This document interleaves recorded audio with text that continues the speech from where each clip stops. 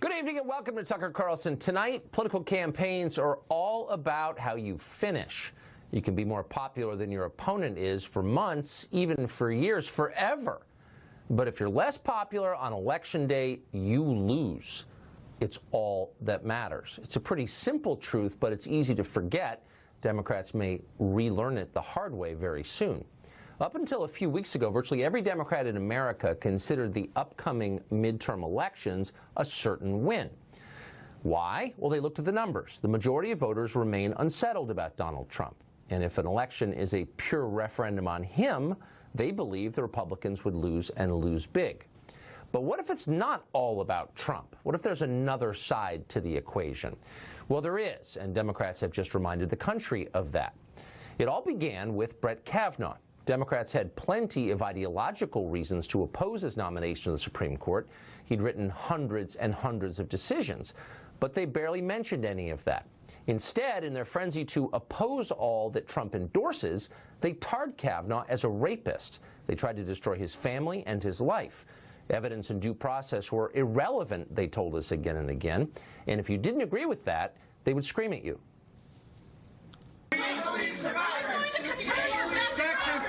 I believe her. I believe what she said. It rings true to me.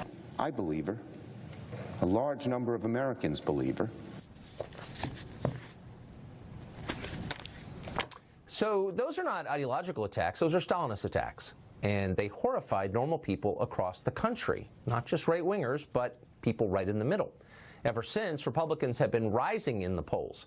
For the Democrats, the lesson of all of this should have been very clear. Keep your crazies under control, at least until Election Day. But they wouldn't do that, or maybe they couldn't do that, or maybe they no longer recognize what crazy is. In any case, they refused to make a rational case for their own program, and therefore accelerated their own collapse. Elizabeth Warren led the way in this. In a bizarre self-inflicted injury that she committed on national television yesterday, much to the confusion of everyone else, Elizabeth Warren released a video trying to show that she really is an American Indian. Watch as the senator anoints herself the head of the Me Too movement. Now, the president likes to call my mom a liar. What do the facts say? The facts suggest that you absolutely have a Native American ancestor in your pedigree. I'm not enrolled in a tribe, and only tribes determine tribal citizenship. I understand and respect that distinction, but my family history is my family history. I am not enrolled in a tribe, says a lady who's way whiter than you are. Who thought that would work? What consultant came up with that? Even the Cherokee Nation denounced Elizabeth Warren, and the media weren't that impressed either, actually.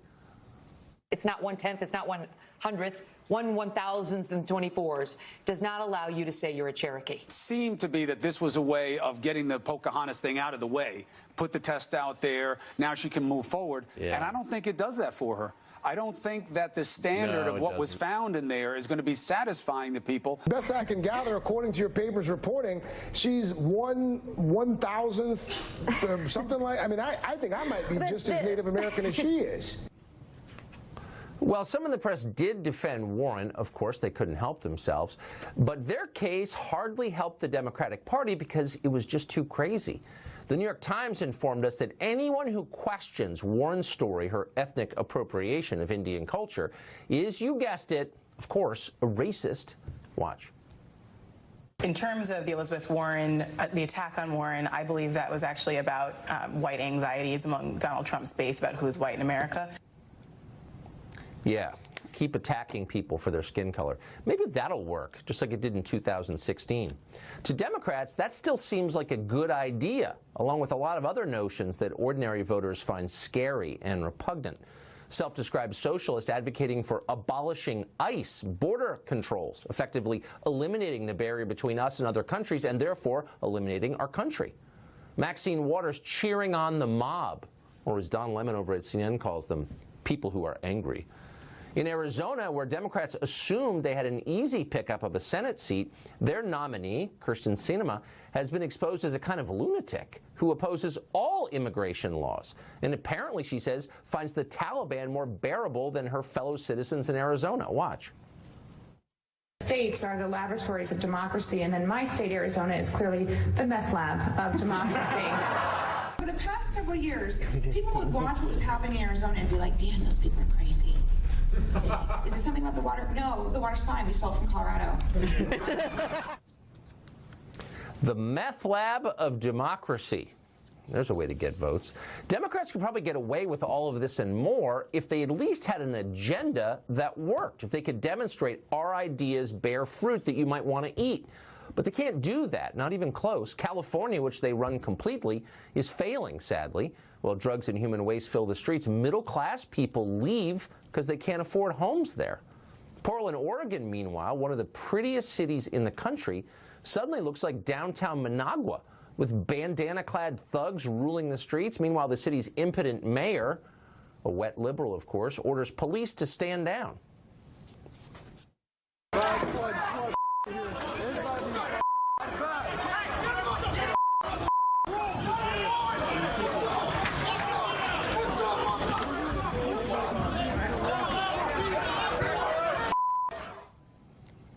It wasn't supposed to end this way, as you may know. Loathing of Trump was supposed to be the glue that held all the constituent parts of the Democratic Party together. Instead, it's destroying the party.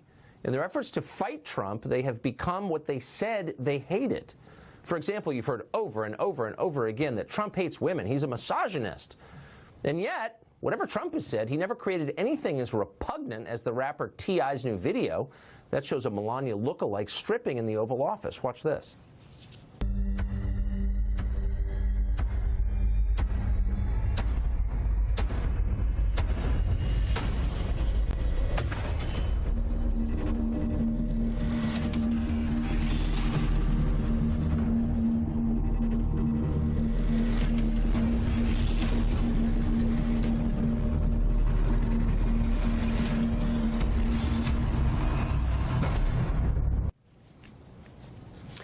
Yep, it's the party that cares about women. Well, still 3 weeks to go until Election Day, and Republicans in Congress remain vulnerable, in some cases very vulnerable. But at this pace, Democrats may fall far short of what they expected. What was their mistake? As usual, it was revealing who they really are. Joining us tonight is Julian Epstein. He's the former chief counsel to Democrats in the House Judiciary Committee in an earlier, more reasonable time. So, Julian, do you think, as you consider the political landscape 3 weeks out, that Elizabeth Warren, one of the leading presidential candidates for your party in 2020, that her racial makeup, her DNA results, are kind of a key question for most voters? No, I think it's irrelevant to most voters. And I think the point that you're making in the riff leading up to this is one that I agree with. I think the lament about how trivial and hateful and irrelevant our politics is, at least the Beltway politics is, to most people's lives, I kind of completely agree with that. Where I differ with you is that I think there are sins that have occurred with Democrats, and Democrats are guilty of it, but I also think Republicans are guilty of it. I think both sides are guilty of it. I think it's a product of an increasingly tribal country that is not good for us. I think it's a product of cable news. It's a product of social media. It's a product of many social and kind of media forces that are going on right now. But both parties seem to be at each other's throats. They seem to be increasingly ugly, and it seems to be increasingly irrelevant. Democrats lost the election, in my opinion, in 2016, in large part because they didn't have a really good, compelling answer for the middle class. They also didn't get their base out as well as they could, but they didn't have a compelling answer. They didn't have a compelling policy for the middle class. The middle class has basically been in a recession since the 1970s. There hasn't been a wage increase for most middle-class workers since the 1970s, since the oil embargo. I mean, very, very little. And that's a Democratic and a Republican problem. Their wages, I couldn't agree with you more, and that's why I think why Trump got elected, because both parties were ignoring those voters, and they're Americans, they're actual people. I completely agree with that. In some cases, their wages have gone down by 11% actually in the past 30 years. So the question is, though, why, A, wouldn't the Democratic Party take up the cause of middle-class economics, and B, why are they still attacking those people as white men or, bigots, this constant refrain that those people are immoral and bad? What do they think they're getting out of that exactly? Look, I think both parties are being pulled by their bases, and I think it is, and this is, I know you don't want me to plug Eric Holder, but one of the important things that Eric Holder is doing is trying to do districting reform so you don't have completely red and completely blue congressional districts and people are forced to talk to each other. I think what happens is when you tribalize this country and you put somebody into a blue camp or to a red camp, they tend to just talk to each other, and the extremist voices are the ones that rise above. It's the same thing that happens on the Republican side. Look, you have a Senate candidate in Minnesota, and it was revealed today in 2009 she made a very unflattering reference to Michelle Obama, comparing her to a primate. I mean, so there are plenty of examples we can point to on both sides, Tucker. But what you don't have, though, is any Republican leader standing up and saying that a certain race of Americans is defective or wrong. Racializing everything and attacking people on the basis of their skin color. I mean, that seems like, look, we can debate the issues, but that, and I think we ought to, we try to on this show, but doing that, I mean, that's the most divisive possible thing you can do. Look, but it's universal on the left. What is that? I'm actually bothered by it. Well, look, I think the left plays identity politics, but I think the right plays identity politics, and I think both are unhelpful. At some point, we have got to come together. Look, and I don't even like a lot of the Republicans, but I've never heard a single one stand up and say, you know, the problem is black men. If somebody did that, I swear, as God watches, I would attack them on this show, because I hate that crap. You hear that every day on the left, and nobody says anything. It's like it's normal. Why? Well, I mean, I think that, again, we can debate this all you want, but I think that I think there are dog whistle politics that occur on the right when you refer to Mexicans as rapists and drug lords, and you use that to justify the wall. I think that's dog whistle politics. I think but they're what's going on in I mean, it's not about their race, it's about their citizenship. I mean, look, I think they're probably whatever, but this is not a dog whistle. This is an explicit attack on people based on their race. Like, when do we allow that? Why is that okay? Look, it is polarized. Both parties pour fuel on this fire. There is a reason that Republicans get less than 5%, 7% of the African American vote. It's because it's not speaking to them. So the party isn't speaking to them. But look, at some point, you know, look, you got to wrap it up because I'm being told we're out of time. But I'll let you finish this. No, I was just going to say we have bigger problems out there. We have the problem of the middle class that we agree on. We have 25% of the global economy. China's got 15%. In a matter of a decade, they'll be our size or bigger than us. India's right behind them. We have very big issues to deal with, and this trivialization of American politics that is occurring on both sides is just horrible for this country. Julian, thank you for joining us tonight. I appreciate that. Thanks. Another migrant caravan of people from another country who have not been invited